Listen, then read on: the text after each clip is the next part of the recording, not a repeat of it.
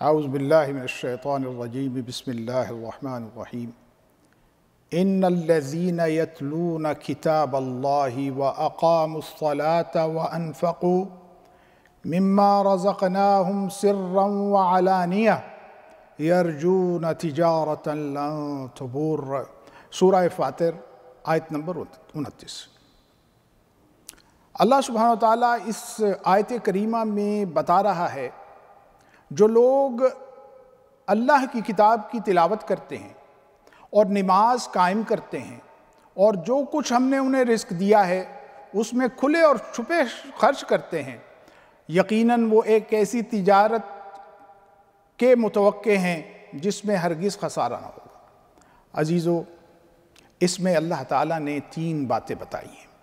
سب سے پہلی بات ہے تلاوت کلام پاک۔ یہ منشور ہے، یہ دستور ہے، یہ بتاتا ہے کیا کرنا ہے۔ کتاب اللہ بتاتی ہے کہ کس چیز سے رکنا ہے۔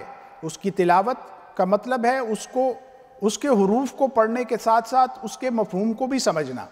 اس تلاوت کو کرنے سے اللہ سبحانہ وتعالی نے بتایا کہ یہ ایک ایسی تجارت ہے جس میں کوئی خسارہ نہیں۔ دوسری بات جو یہاں پہ بتائی گئی ہے، اور جو لوگ نماز قائم کرتے ہیں، یعنی نماز مسلمان کی پہچان ہے اور اس کو قائم کرنا مسلمان کی زندگی کا اہم ترین مشن ہے، وہ اس پر کاربند ہوگا۔ اور جو رزق اللہ نے اس کو دیا ہے وہ اس کو کھلے اور چھپے اگر خرچ کرے گا، کتاب اللہ کی تلاوت، نماز کو قائم کرنا اور اللہ کے دیے ہوئے رزق سے اللہ کی راہ میں کھلے چھپے خرچ کرنا، اس کا نتیجہ یہ ہوگا کہ وہ اپنے رب کے ساتھ ایک ایسا معاملہ کر رہا ہے۔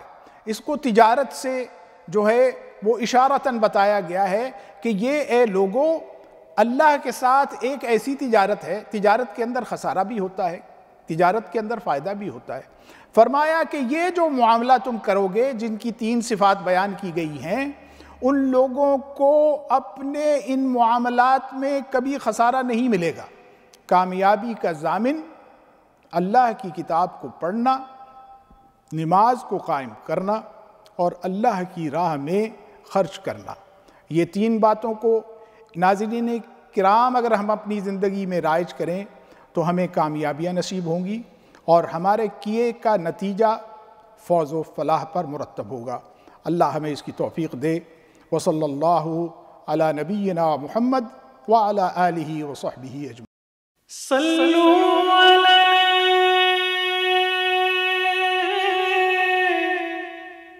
وآلہ